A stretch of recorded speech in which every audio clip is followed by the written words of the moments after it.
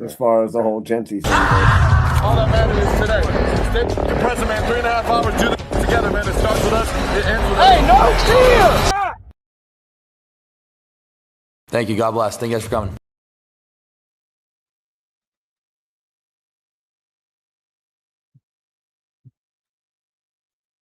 Yes, sir. What's cracking? Welcome to the BART. We're about to go for a little trip, and I'm Pizzle Raider. That's Black, the quarterback. We're about to get on this and see where it's going to lead. So yes, so go ahead. No, I was just saying, Right. So let's get into it right now. Right. Yesterday there was a big scare with Ashton Jeanty and the Raider organization and the Raider Nation. Everybody, lost their mind for a minute, and that's cool. And what are we, the people? And rumors were flying everywhere. Couldn't put any weight on it or anything, and speculators were speculating. Everybody come running to the internet and was like speculating a bunch of stuff. And I just, I just wanted to wait, a little 24 hours to let everything, kind of cool off, see what really was happening, instead of rushing and trying to be the first to be the one out there to put my neck out and be wrong. You know what I'm saying? So it just turned out to be a minor ankle injury. Well, hopefully it's a minor ankle injury, and probably going to be missing probably between, it says 2 and 8 weeks, or think I said is what they think. So what's your thoughts on that, Black? Yeah, kind of. It probably kind of depends on if it's a high ankle sprain or just a regular ankle sprain or anything like that. But I was talking to Jason First Downs. He said something that was hella funny to me. He said, "I wonder what the body count was for all the people that jumped out the window yesterday when they heard this news." And I'm with you, man. I wanted to wait and see what it was, more specifically. And like you said, a lot of people ran to the internet. And as far as the thumbnail, I made the thumbnail. So if anybody have an issue with me putting them on the thumbnail, you shouldn't have jumped out the window so early. Because yesterday was a very big day for Raider content creators because it was big views. A lot of people saw good number increase in their numbers because of this, because it was out of the blue. And so everybody was trying to find out, hey, what happened? What happened? So it was big talk. So as I was going through it, those were the thumbnails I seen that essentially was saying what the injury was. Like, it was a knee injury. And I get that they were taking the information that they had, but this is the thing about our fan base is so emotional, is they go up and down, up and down, up and down, because they take a piece of information and then just run with it. So I'm with you, bro. I wanted to see what was happening. I was hoping for the best. I mean, I did hope that it was something minor. Well, minor in comparison to like an ACL or MCL or something like that, and it was something just simple, like more simple, like a sprained knee, and it was even better, an ankle sprain. So that's something that is more manageable, for us to handle, instead of us thinking he's out for a year already, or claiming that his knee is out and all this other stuff. Yeah, it's crazy how the fuel just how the fire just runs through the nation like that. You know what I mean? I know that it was really bad news to hear. But at the same time, everyone's just got to wait and see. So we know a little bit more information now. It's been 24 hours, and so now we know. Just a little. Hopefully, it's just a little ankle sprain, and not a high ankle sprain, because that could linger for a long time. Right. So That's for sure. That's the one we want to. If they would have shown us the picture, like you were talking something about the picture or something you seen, or last night. Go ahead and go ahead and fill us more in on that. Yeah, I saw a picture of them carrying him off the field, and it was like his knee was bent or something like that. I don't know if that was AI generated because I couldn't see, I couldn't find that anywhere. But if all things being equal and it was true, then I wouldn't have. I was thinking if it was his knee, then it wouldn't have been the situation where it was bent. But I'm thinking maybe it was AI generated or whatever. Yeah, because I know I've had somebody blow their knee out and pretty close to me, and we didn't bend his knee. Yeah, I had a sprained knee as well, and that's essentially what happened. My knee wasn't bent either, and then one thing I also knew was when I went to the doctor that they couldn't really tell if it was anything that was sprain or anything like that because of the swelling. So you had to wait, some time to see that. So that's why I already was like, let me postpone judgment and see what's really going on because they were reporting the knee, but I didn't really know. So I just was kind of waiting. So shout out to Raider Knight. Raider Knight said the media said Jeanty was stabbed, shot, and abducted by aliens. Right? Right? Hella. What did people say? Although it wasn't a serious injury, the Raiders can't afford to have starters get injured. I agree. Yeah, I agree with that too. I think But that's why that's it. when go ahead. Go ahead. Well, no, that's just it was a simple, it looked like just a simple cone repetition workout. So, it's not like he was, out there pushing it or doing anything extreme. That just looks like a normal workout procedure that they go through.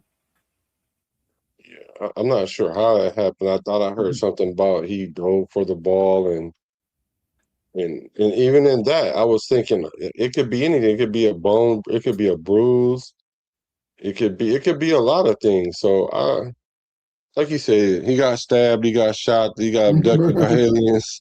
I just didn't know, but I know a lot of these creators they like to try to get the views and want to be the first one to report, and they just be the first one to be wrong. That's how I look at that. And as far as us can't afford injuries, I totally agree with you on that because I think that's why Kubiak is so cautious about when there's anything about an injury because even in OTAs, if it was any hint of that you were injured, he held you out. He held you out. And even with these starters like JPJ, we don't even know what happened to JPJ. A lot of people just speculated it was a concussion. You know, Mm-hmm. and even with that, we holding him. He's holding him out, not nothing more than so he can be ready for week one. So Yep. I, I like I the believe, precautions that we're taking. yeah, I believe in that too. I think that why risk it if he's already, if you think he's close to being injured or he's got a little injury or whatever, he's nicked up a little bit, let him heal. We got 3 weeks, bring all the start, let all the starters start fresh at the beginning of the year. He said Kirk threw a hospital ball and Darian Porter crashed into him. Well, that ain't good. It happens. It's football. Yeah, I'm with you on that. It's football. You can't throw the ball perfect every time. I wish the quarterback position is so hard, and people.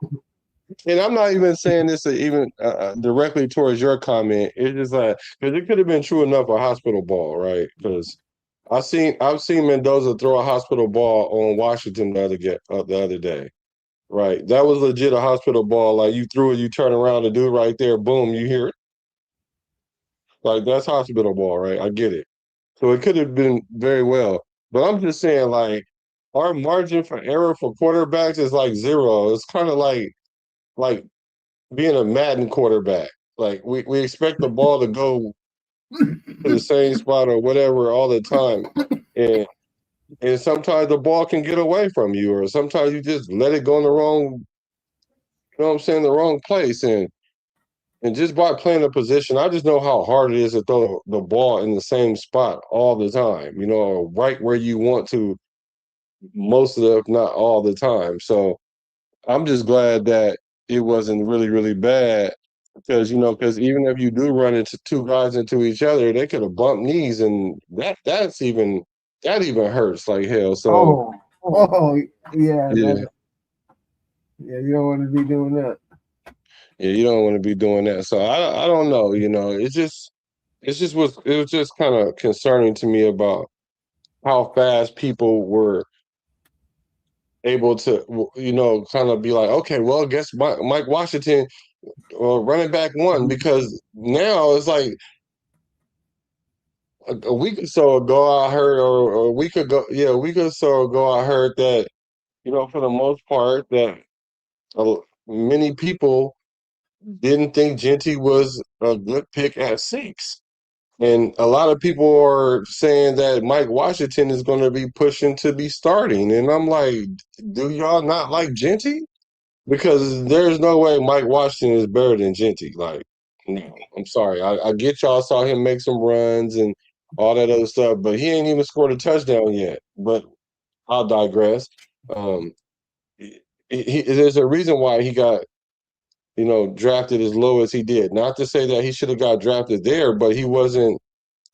It wasn't like he was a 2 and he and he dropped to a 4 or something like that. I don't know. It's just I just don't. I don't like how we do our players. Like you said, the new thing is like we're getting attached to the players now instead of the concept of the team. And if you Yep. want this player to start, then you don't care if it's at the detriment of the other player getting injured. Mm-hmm. Yep. That's not how it goes. Like the players are going to come and go. The Shield's going to be here forever. You ain't never lie. And the thing about having Mike Washington is that we should be excited about is we actually have a running back that's competent enough that if in the event, God forbid, something was to happen to our starting running back, then there's not a huge drop off. That don't mean we should just decide be like, well, we want him to start. Like, I don't know, man. It's just kind of off putting to me that we're like that, because even I even see it with Kirk Cousins. I bet you half to most of the Raider Nation is so against Kirk Cousins starting when he's clearly the better quarterback out of all the quarterbacks we got, and he gives us the best chance to win right now. But we want to see Fernando so bad that we're willing to hate on Kirk Cousins to do it. Yeah. And this ain't the first time you've seen that. A lot of people would rather want to see their guys play, especially their rookies.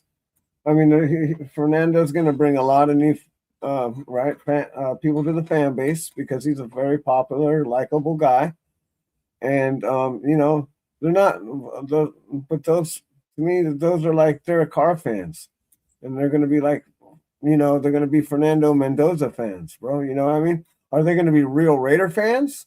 If he leaves in 5 years or whatever, are they going to leave too? You know what I mean?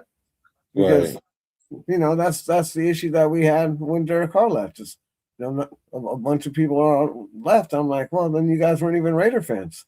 You were Derek Carr fans, and there's a difference. Just so we know.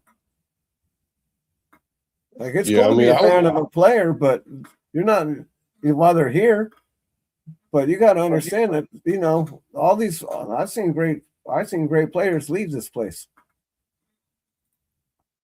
I've seen a lot of great players leave this place, and I didn't get upset. It's just the way it's the business. It's a business, But I didn't go and go root for these guys on other teams. You know what I mean? I didn't do that. I didn't say, "Oh, I'm going to go get their jersey. I'm going to go watch them play on Sunday." No, I didn't do that. I watched the Raiders. We'll get a new guy. Like Tim Brown, that's my favorite player. Yeah, I didn't go get it. I didn't go get a Tim Brown Tampa Bay jersey. I'm saying? Charles Woodson, my second favorite, not my second of all time, but he's definitely one of my favorites. I mean, Marcus Allen. I mean, I didn't go get a Green Bay jersey. No. A Charles Woodson, I never would. I never even thought about doing that. Me either. You know what I'm saying? So I get it, man. It's like this. It's kind of weird. It's kind of crazy. I'm just happy that Jeanty is not as injured as it was being projected. Yep. People need to calm down and slow down, but I know they're not because it's all about the clicks and views. So that's cool. Whatever. I'm with it. So I don't have no problem with throwing y'all on the thumbnail. I don't. Because if you want the clout for it, because if you were right, you'll be like, well, we were one of the ones who reported it, or we saw it coming. Just like when the news came out, it was an ankle injury. It was somebody that said Rappaport, and it was reported to Rappaport and them that it was an ankle injury. Bro, you're not even close to Ian Rappaport. Stop it. Like, like, like, but like you said, true enough, he might have got a source on the inside and they told him, well, cool. Well, use your source. Just say, I got a report saying that it's only an ankle injury. You know what I'm saying? Or it's an ankle injury. You don't have to try to attach yourself to Ian Rappaport to make yourself look bigger. Or you don't have to try to say, oh, well, we got the information first. Like, just get it accurate. Like, that's the part I had an issue with. And like I said, I see how fecal our fan base is because once they got that information that he got carried off, or he didn't get carried off, that he got walked off, however he got taken off without being on the stretcher, people naturally went to the most extreme and crashed out. Yeah, but hold on. I should have even thought about this yesterday. Now that you said it, they walked him off the field, right? Okay, when you have a knee injury, you ain't walking off nothing. They come and get the cart, bro. Yikes. You don't walk off the field with a knee injury. They come and get the cart, bro. They cart you off. They put your knee in that little thing, and they drive you off. Right. And you wave to your boys, and you put your head down and start grinding. Yep. Thumbs up, right? Yeah, ever get the thumbs up from the crowd? You know what I'm talking about? Come on, yo. Now that I just thought about it, I'm like, yeah, that they would have carted him off if he had a knee injury. Yeah. So this ain't the 50s and 60s where they go and get the stretcher.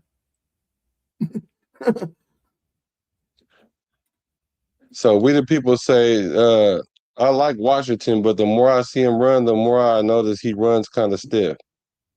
And Raider Knight concurs by saying, yeah, I noticed that, and he can't outrun anyone. Jeanty is faster and better at breaking tackles.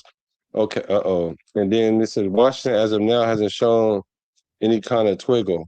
So let me just let me say this. Because I was like, Jeanty break tackles too, like if not better than Washington to me, right? I don't know about him being faster than him, but I did remember saying that when he got in the open, he was supposed to take that to the house. I'm talking about the play before Mendoza threw the pick six. He was supposed to take that to the house because he really was in the open, right? And so he got grabbed from behind. So this is probably part of why people are saying, like, I haven't seen him. What was this comment? He said, right here, it says he can't outrun anybody, because he's supposed to have that 4.3 speed. And then the guy that he got snatched from, he had 4.4 speed, 4.45 speed. So game speed and 40 speed can be different. And also, he might just get to his acceleration top speed faster than Jeanty, but then he just maxes out. Jeanty might just get faster as he runs. It's not like an exact science of everybody runs a certain kind of way. So I don't know. I do think he should have been able to take that to the crib, but he didn't. So that tells me something right there. Maybe one of those deficiencies why he was taken so late. He has all this potential, but it only equates so much on the field. Well, he failed to mention the fumbles too. He's got a lot of fumbles too. So, and he hasn't been hit by any. He hasn't really been pounded on yet by any linebackers or any first rounders yet. You know, any number ones. He hasn't been in any games to take. You know, he hasn't run the ball 22 times a game yet either. 25 times. Facts. And when that happens, and he does that for 17 games, then we can sit down and have a conversation. Yeah, you ain't lying. He says Jeanty game speed is faster than Washington's. I mean, it's hard to argue that right now. It's really hard to argue that right now. Like, so for me, if we would have lost, and obviously the team feel the same way. It's like if we lose Jeanty, it's almost like losing an arm. You know what I'm saying? Like for real, like or losing a leg or something like that. Because you could probably live without it, but you don't want to live without it. No, you don't. You definitely don't. It might be a paraplegic instead of a quadriplegic situation. Yeah, so I don't know, man. I'm just happy that brother is good. What's up with Circus Raider? I'm just What I'm up, just happy Circus? bro is better and it's not as bad as it was first reported by many. And I'm just at that point because I'm still even postponing my judgment right now because we don't know what kind of ankle sprain it is. I haven't seen Circus Raider in a while. It's good to see him. Yeah. Let me see. We the people says not taking anything away from Washington, but Jeanty showed he can be a workhorse, and I don't think Washington can carry that kind of workload. I agree. Yeah, yeah. So it is what it is, man. It is what it is, and so like I said, prayers We was out for Jeanty, and I'm happy that it's not as bad as it's reported. And like I said, all those people that really jumped out the window when that happened, they got excited and was like, "Oh, Washington is running back one now." All you did was just show that you care more about you don't like Jeanty. That's what it boils down to. And I'm seeing, like I said, I'm seeing the same thing when it comes to Mendoza, because we're about to break down this pick six play. And I think a lot of people that don't like Mendoza are picking on him about this one play. I think they're blowing it up bigger than it really is. Like that pick six was not that devastating. It didn't scream to me, oh, he's not ready for the NFL. It didn't scream that. No, So I've seen veterans throw interceptions on that play. So, yeah, so let's get to the breakdown of that if you ready. As I always said, let me see. Raider Knight said we'll be interested to see Washington and Labe duo with the ones for one game. Yeah, you might see that. You might see that for the last preseason game. I don't know. We might get spooked and take Washington out, and he don't play. right? We got to protect ourselves. Right, because we might have dodged a bullet right there. We did dodge a bullet. Yeah, you're right. We did. You're right. We did dodge a bullet because it could have been This is the if he was hurt for the interception year. right here, under center. Because if he would have definitely got injured, it'd have been. I mean, like seriously injured, it'd have been terrible. Right. Let me see where we at. Let's go right here. I'm trying to figure out how did it even get to that point. All right, let's see here.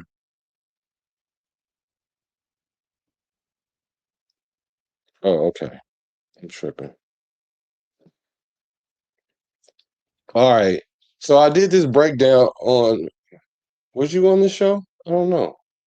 I don't think so. But I want to know your. No, I don't think so. I want to know your opinions about this pick six and am I watering down something that's very important or what? But let's take a look at this Mendoza pick six that happened and and kind of just break it down real quick. All righty. And these routes that they have, like Kubiak have these running backs on, they're not just like swing routes like Chip Kelly had them doing. He got them in the route pattern. And then in the one route that I never really saw Chip Kelly do is put the running back, run a little curl for the check down. Now, granted, the interception happened on the little check down, but you got to get some continuity because I think it just sat in the hole. And I think as a quarterback, I'm hoping he sits in the hole. When you moving, now I got to throw it to where you're going to be at versus where you are. And when you're in the middle of the field, if you're drifting, I don't want to throw it and you run into a linebacker or a safety or a box safety. So even if you catch it, you turn around and you get blipped, you might fumble it or get injured. Then we'll be calling it a hospital ball. Oh, how fitting. Because if you do get injured, they're going to call it a hospital ball. So I understood what Mendoza was doing right there. And it was just, that's something that you can work out, the tweaks. Let's take a look at that play. Play action from Mendoza, and he comes back over the middle, and he's picked off. This team, and what a chance, and Wood has You see how he drifts? made the most of it. He kind of threw it behind him too, drifted, and he threw it behind the drift. Yeah, he was drifting. And even Troy Aikman, Hall of Famer Troy Aikman, even said that Mendoza was expecting him to sit there.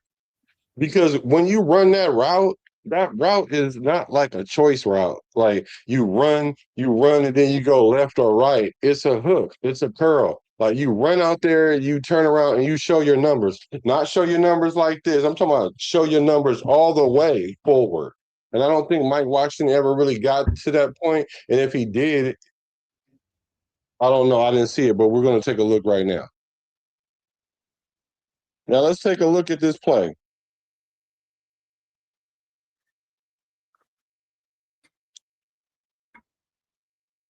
All right, so Mendoza play action. So at the top of the screen, we have the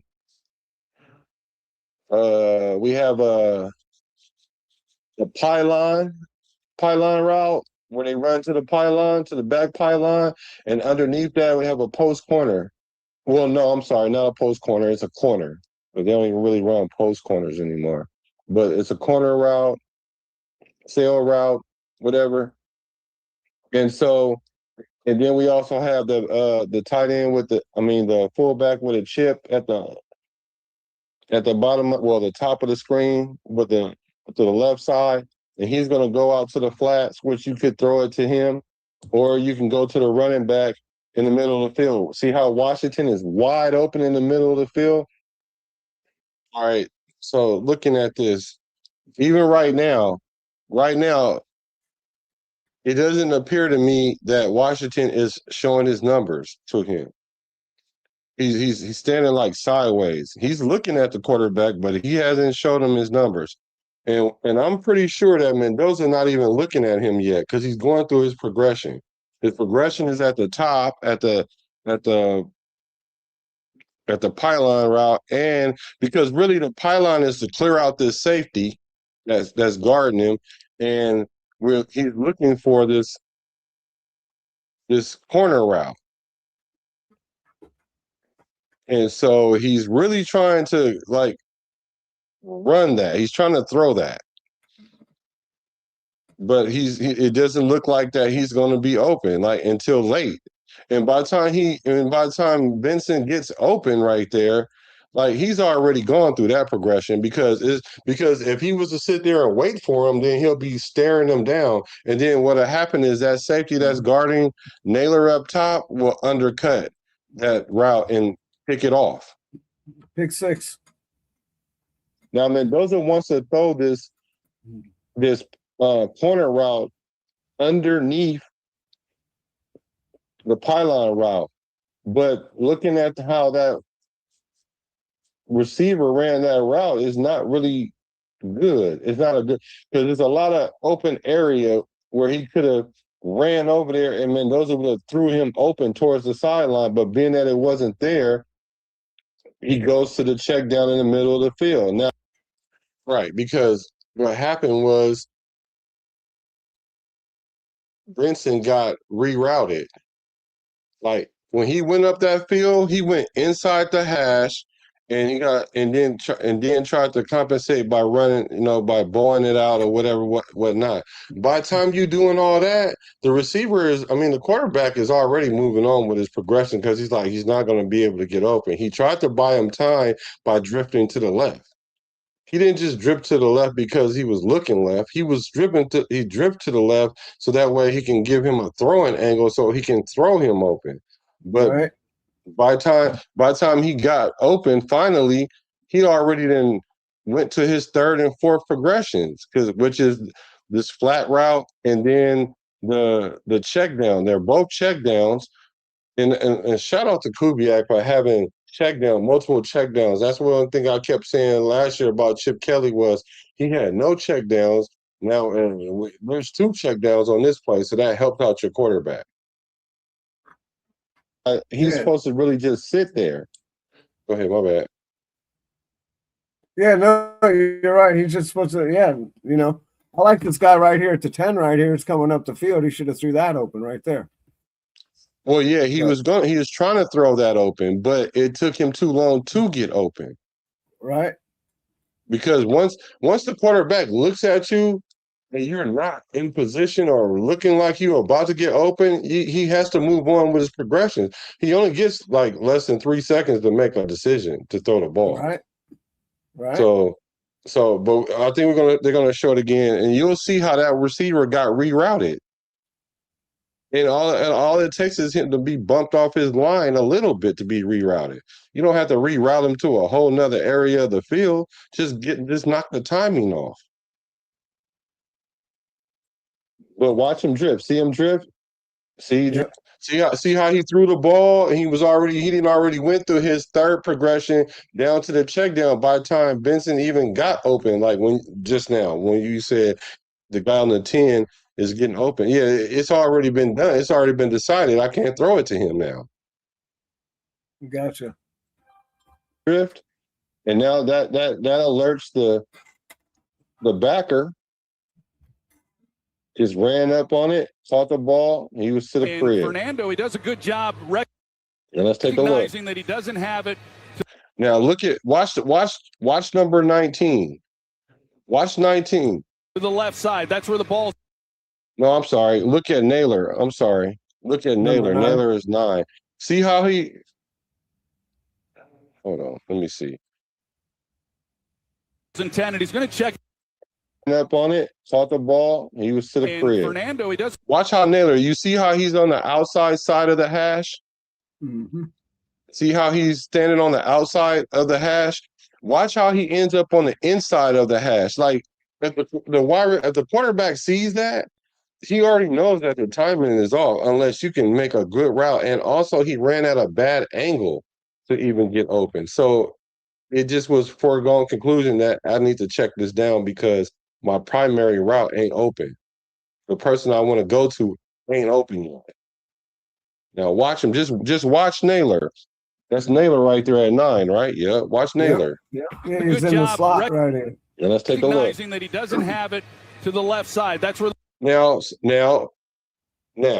you see how the defender moves over to go to the flat?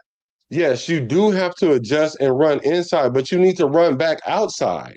Because you can look at Mendoza. Mendoza is looking at both him and Benson right now. He's looking at both of them. You can see it. He's looking at them. Yep. The ball's intended. He's going to check. See how he stayed on the inside instead of getting back to the outside? Yeah, he did this little hitch. And so now Mendoza's like, okay, cool.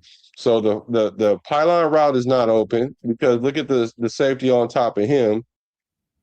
Naylor ain't even on track, so maybe I can buy him some time. So what does he do? See that chip? He's gonna drift. He's gonna drift to the left. Connor, buy him time. See how he drifted? See how he drifted? So now he got a defender in his face now, and Naylor is not open.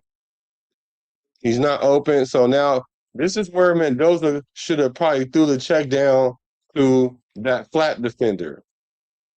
Right there with the Connor Hayward. He could have threw it to Hayward. But he sees the defender on him. Mendoza knowing he has another check down option in the middle of the field, which was wide open. We saw it at the other angle. He was wide open. So he decides to go to that guy. But look, he's not showing him his numbers yet. He could have threw it to him in the flat. Maybe that's where he should have went. But look at in the middle of the field, wide open. Now he's showing him in numbers now. Now he's like, I'm about to throw it to you because you showed me your numbers. He finally he flashed his number, right? So he about to throw it to him now. But watch what he does. Just turn around and stay there. He can put the ball on him. Expects Washington. And so he moves. And the thing about this is, when the play break down and doesn't work out for you and you throw that check down, even if he gets tackled right there, it's not a tackle for loss and it's a completion. It's a couple yards. And also it gets you closer to field goal range. Yes, he could have done the same thing with the flat defender. Yes, I agree. He could have done that. I'm not saying Mendoza was without flaws in this. Also, there was a pocket. He could have stepped up in the pocket or stayed in the pocket. But that flag route wouldn't have been able to be open like that. And now, as a matter of fact, he probably wouldn't even been able to see if Naylor was going to be open or not. So he would have had to throw the check down quicker, which would have been a good thing. So he could have did that too. So I'm not saying he's without fault, but I'm just saying he didn't drift to the left because he just naturally drifted to the left because he was looking to the left. He was trying to buy time for Naylor to get open.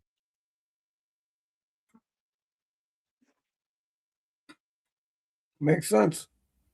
Okay, hold on. Let me see. There we go. But Washington drifts to the left, well, to his right, the quarterback left.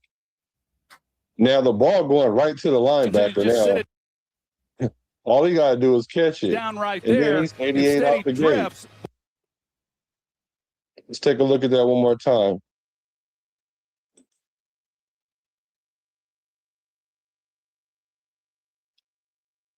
Recognizing that he doesn't have it to the left side. That's where the ball's intended. He's going to check it down to Mike Washington. I think he expects Washington to just and see, you heard Troy Aikman.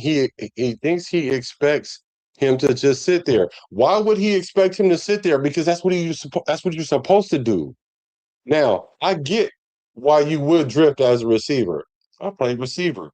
Now the rules are like when you scramble, then you move with the quarterback so that way you can have a direct line of vision so he can see you in there and create a passing lane. But this is not a scramble because Mendoza is still within the hash. It's only 4 yards in between hashes. He stayed in between the hashes. The whole line covers that 4 yards. He wasn't scrambling, so he was supposed to sit there. That's the rule. Just sit there. It's the rule unless you have a conversation with the running back and say, look, if whatever, like he'll tell him like if I'm sliding to the left, slide with me. You know what I'm saying? But like I said, the reason why you don't want to slide, you don't want him to slide is because look at that safety that's to Mike Washington's right. Because if you throw that ahead of him, he's gonna come downhill and hit him. And also, you also see that flat defender is running towards him too. So if you throw that ball towards the sideline and Mike Washington catch that, he can get hit by that box safety or whatever you want to call it, that safety defender, or also that defender in the flat. So that's why you just sit there. You see how Mendoza drifted to the left? He was drifting to the left to create a throwing angle to that corner route, but he ran it kind of funky. The angle he ran it, he didn't run himself open. He didn't give Mendoza a good chance, so Mendoza checked down, threw the ball. Sit it down right there. Instead he drifts. Yeah, so that's kind of that's my line of thinking with that. Like I said, he didn't want to throw the man. He didn't want the guy to get toe up and run him right into a safety. Definitely didn't want that. We definitely don't want that, do we? And because the thing about it is the running back doesn't know where the defender is because he's facing the quarterback. That's the reason why you don't drift. right? Because you're getting out of your head knocked off. Right. That would be a hospital ball. Yeah. And let's see here. Let's go to. I do want to see what a professional has to say about this play. We're gonna go to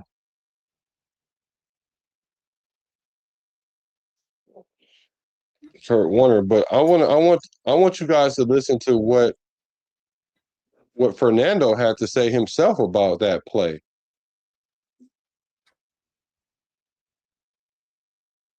Interception you threw early in the game? Yes. It was a play action play and went through my progression. Probably should have checked it down to the flat, saw the flat player relate to him. And at that point, I started backing up and threw the check down to Mike Washington, and it was not a good throw. We weren't on the same page, and it was a interception. Now let's listen to what he said. Let's break down what he said. Because he's telling you what happened. For one, as a quarterback, you got to take responsibility for it, no matter who's at fault. So that's why he said, I threw an interception, bad ball, all that, right? But you got to listen to the nuance of what he's saying, what happened in that play. Now, I'm going to break down what he said. Interception you threw early in the game? Yes. It was a play action play and went through my progression. Probably should have checked it down to the flat. Okay, play action play, went through my progression. The progression, it showed that it wasn't there, so he should have checked it down to the flat. That's why the flat defender is out there. That's why he has two checkdowns. Like he said, he acknowledged he should have went to the flat. He could have went to the flat defender. But see, this is what I'm knowing about Mendoza is he's going through his progressions. For those that says he's not comfortable in the pocket, you don't go through 3 or 4 progressions if you're not comfortable in the pocket. Saw the flat player relate to him. I saw the flat player relate to him. So essentially, the flat player is there. Like the defender is there. So he's like, well, you know what? What else do I got? That's a decision he can make as a quarterback. What else do I got? I know I got this check down in the middle of the field, which was open, probably more open, but okay, it's questionable. And at that point, I started backing up and threw the check down to Mike Washington, and it was not a good throw. Took responsibility. Wasn't a good throw. It's obvious because he threw a pick. It wasn't a good throw. Why wasn't it a good throw, Mendoza? We weren't on the same page, and because you weren't on the same page.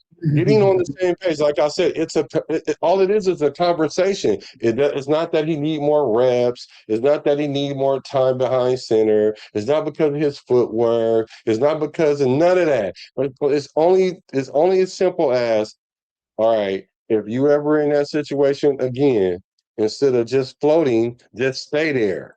I'm gonna throw it to you. You're gonna catch it. Then it is what it is. You know what I'm saying? We live to fight another down. We got a couple yards. I didn't take a sack because in that situation, you don't want them to take a sack because that might knock them out of field goal range, especially when we got field goal kickers that's missing 38-yard field goals, 35-yard extra points. And then we got Matt A with the G being silent. We don't know what he can kick. So he did hit a 52-yarder. So shout out to him for that. But you don't want to get knocked out of field goal range. That's all I'm saying. Absolutely not. it was a interception. So he took responsibility as a quarterback. He took responsibility as he should. No matter whose fault it is, he took responsibility. So for me, I'm going to say that it was 50% Mendoza. I know I said it was 50-50 between him and Mike Washington. I'm going to change that. It's 50% Mendoza, 25% Washington, 25% Naylor for running a terrible route. So that's how I parse that up. How you look at it, bro? I look at it pretty much the same way you do. I think that, these guys obviously weren't on the same page, or obviously somebody wasn't paying attention when they explained the play and they said, show me your number and sit there. So But like you said, when you throw an interception, it's always going to be your fault, right? Because you're the quarterback. So it don't matter if it gets tipped in the air. It don't matter what happens. It's always going to be an interception. It's always going to be on you. So in that aspect of things, he did what men are supposed to do, and that's own up to your mistakes. That's the first part of being a man is, taking responsibility for your decisions and what you're doing wrong. To be a leader among men. That's how you be a leader. Yeah.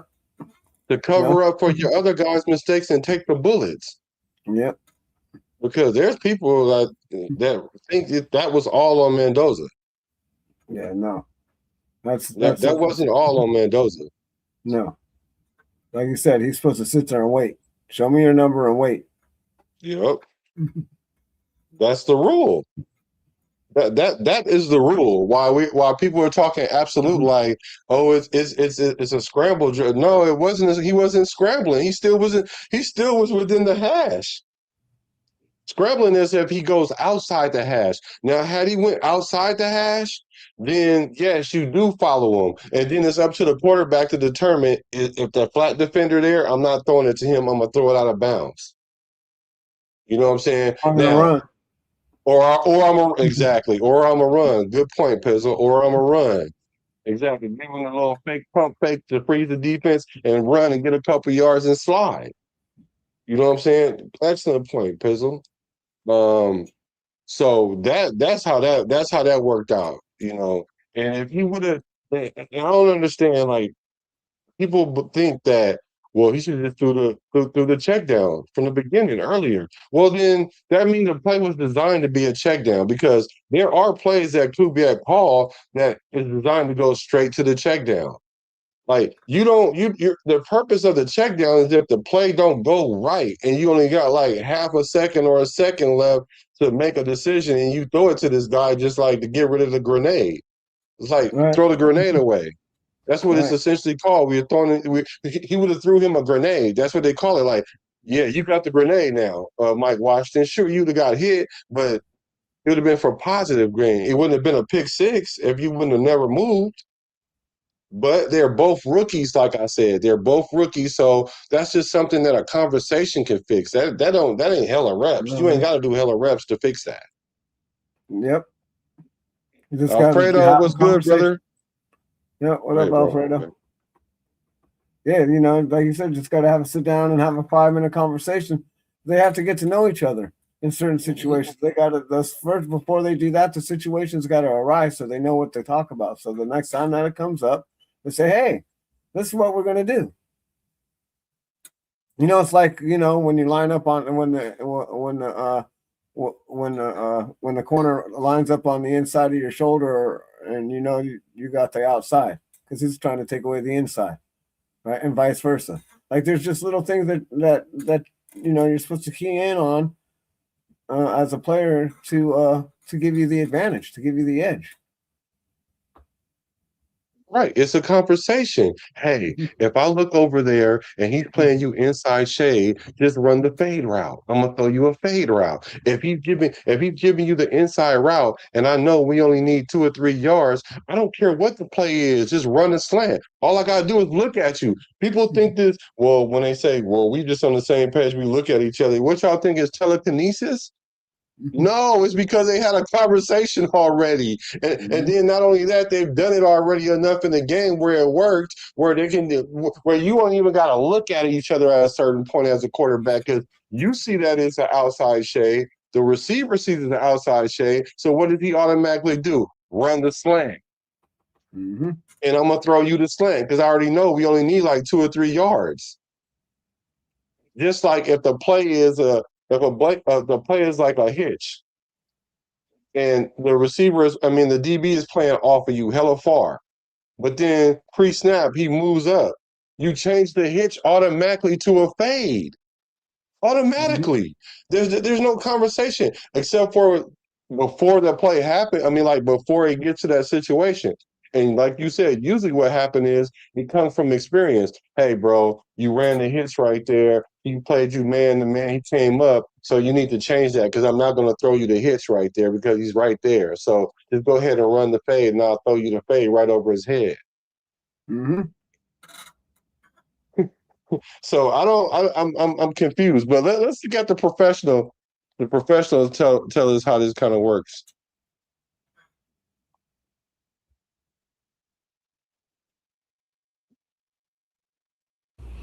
All right, little study ball teaching tape. Fernando Mendoza last night, watched the game, saw the pick six. Everybody pointing to Fernando, bad decision, bad throw, all of that stuff. Oh, by the way, this professional is Super Bowl winning Kurt Warner. Let's kind of break down this play and what I believe happened on this play. And it really started out with, I thought, a really good process by Fernando. So they're running what I call a pylon concept. So it's a deep pylon or corner route that's aimed at the back pylon. That's why we call it a pylon. It's aimed at the back pylon. Okay, they're going to have a flatter corner that comes off of this, and then looking for a little chip here, and then we're going to go to the flat. So it's essentially a flood concept, like 3 layers. You have 3 layers. That's how you put that middle defender in a situation. The one that's standing on the 15-yard line. You make him make a decision. Because you got 3 layers. And it's important that slot receiver, well, in this case, I think he got it backwards, because I think the slot receiver, which was Naylor ended up running that flat route, but regardless, it's still high load. Like you put the safety in a position where you make him decide who's going to go, and then as you read that as the quarterback, then you decide, am I going to go high, mid, or low? So the idea as a quarterback, when you've got this 3 level over here, is we're going to read this corner first. Okay, so if the corner hesitates at all, of course, we're going over the top for the touchdown. As soon as we get him to take off. And that's the first read. So if you blow by that guy because he's looking in the backfield trying to figure out where you're going, and it's a play action, because you see how Mendoza dipped down like it's a play action. If you stand there with your feet in concrete, and that receiver run by you, yes, that's the number 1 read. We throwing that for the touchdown because you're on the fringe right now. That's why Kubiak called this play, because he was trying to go to the end zone. I think he should have ran the ball again, because this happened right after Watson ran the ball. He should have ran into the house. And I think during the regular season, he probably would have gave him another carry, but he was just trying. This was a fringe play, so he was trying it. And run. So there we go. We got him to turn his shoulders. He's engaged here. He's running. Now it becomes a high-low off of this flat defender. Okay, so it looks like here, hey, we got the corner out of there. We're going to have a chance. The only problem is we have a quarter safety right here. And so the whole goal on this is we've got to beat that quarter safety with our corner route. Okay, so you see one way that teams like to attack quarters is getting over the top of the quarters. So they'll put a post there. That's a combination we call POCO. Which is a post corner, like post corner. So they call it a POCO. Post corner. So now you get the safety to hesitate. You throw the post over the top. They just happen to have everything going outside. So safety squats. He's not giving anything up over his head on this particular play. And as Fernando goes through this process, safety does a good job squatting his feet and jumping on the corner route. So all 3 of these things are covered. So see, he said all 3 is covered. They are covered. They're covered. Now you probably could throw that check down to Hayward still, because you got fullback on safety. Like you kind of might like that matchup, because the fullback might run him over. No, he's gonna run him over. really well done. We go 1, and then whether you go 2 to 3 or just 2 to 2 based off the flat defender, all covered. So he does a great job of getting to his 4th You see that little hook that he made in the drawing? Y'all see the little hook, and even you Madden quarterbacks, I think it's like that on Madden. You're supposed to hook and stay there. It's not a choice route. You're in the middle of the hash. And Mendoza is still manipulating the pocket from the middle of the hash. Now, granted, there is a clean pocket up front. He could stepped up in that pocket, but then that takes away that flat defender that he can throw it to if he steps up in there, or he might could kind of get it to him. But it's all about angles. He was trying to create the angle for that post, that corner route, and he can clean that up. That could be cleaned up. Read right here. Like, that's a win. If you can get a young quarterback to go through this process and get to his fourth read, you're sitting in really, really good shape. Now, the problem with this, to me, is Fernando is not solid in the pocket. There's really good protection here, okay? If he's set up and he's staying inside the pocket or stepping up in the pocket, I believe he's going to get a completion here, and it's not a pick six. But what he does here as he's reading this out is he starts to fall in the direction of the throw. Again, a common practice. Did he say that's a common practice? Oh, it's not like a rookie practice, or it's not like a player that need more reps practice. It's a common practice. Why is it a common practice? Because he's trying to create the angle the quarterback is. Buying time. So he can throw the ball. So he can throw the ball because he wants the money. He sees that open field over there. Look at all that between all that open field over there by that first down marker. It's a bunch of. He got 15 yards in the end zone over there. Everything is happening to the left. I'm trying to feel the pressure. I'm falling to the left a little bit, trying to make sure I've got vision on everything. And I'm falling in the direction of the throw because I would never obviously want to run run down to the bottom of the screen away from those throws because I can't make it. So the natural thing is kind of fade in that direction. Okay. Why is that important? It's important because this guy here is looking at you as a quarterback. Okay. So we play this out. Everything's covered. Running back sits. Okay. He sits. He's supposed to stay there too. Sit there. That's why it's called sitting. Like a dog. Sit. Right. Sitting right there. That's what I believe Fernando throws. He's throwing the sit. Kurt Warner thought that. Troy Aikman thought that. Check down to the back. What's the back do? The back sees Fernando sliding to the left. And so as he sees him sliding, natural rules when the quarterback is scrambling or moving away from you is to work into his vision. So I believe this back is going to sit down. He feels Fernando falling to his left. He's going to try to get, in his eye line. He's going to try to work towards him so he doesn't have to throw back across his body. And in doing that, what happens? Just as he starts to move, Fernando's throwing the ball, throwing it to where he was. Looks like a terrible throw. Looks like it's way behind his receiver. But this little miscommunication, this little movement by Fernando is what the back sees. The back's working with him. And again, at the end of the day, they might yell at the back for this. Like, hey, you're supposed to sit there.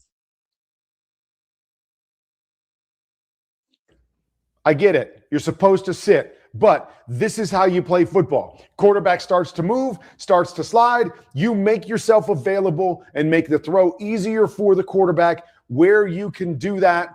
I believe that's what the back is doing right here. It ends up costing them because it's all about timing.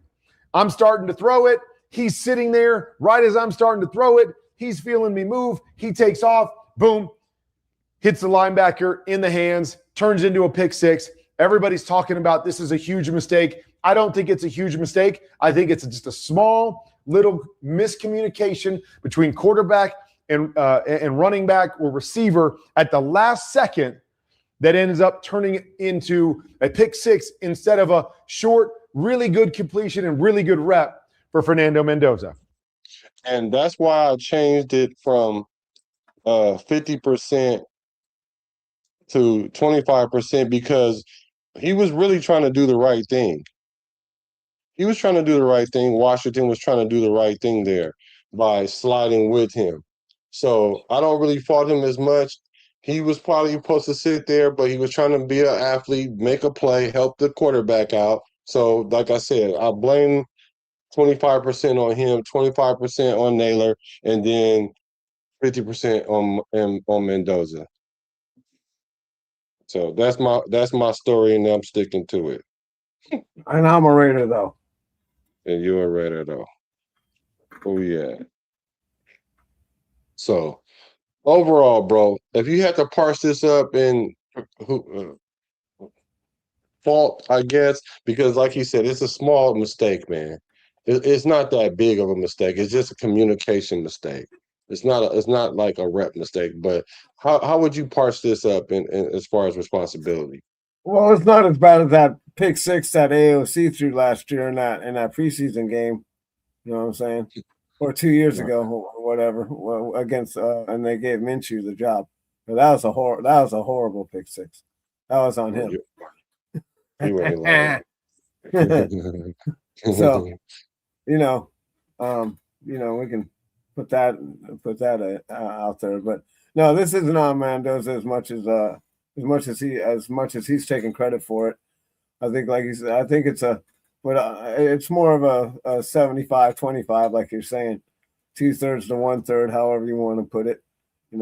So yeah, I'm with you on I can that. go with that. Yeah, no, so I can go with that. 75% Mendoza, 25% Washington. No, What you mean 75-25? Washington didn't do his job. He should have sat there. Oh, got you. Oh yeah, but Mendoza just took the heat for him. Yeah, he's taking the heat. Yeah. No, I feel you.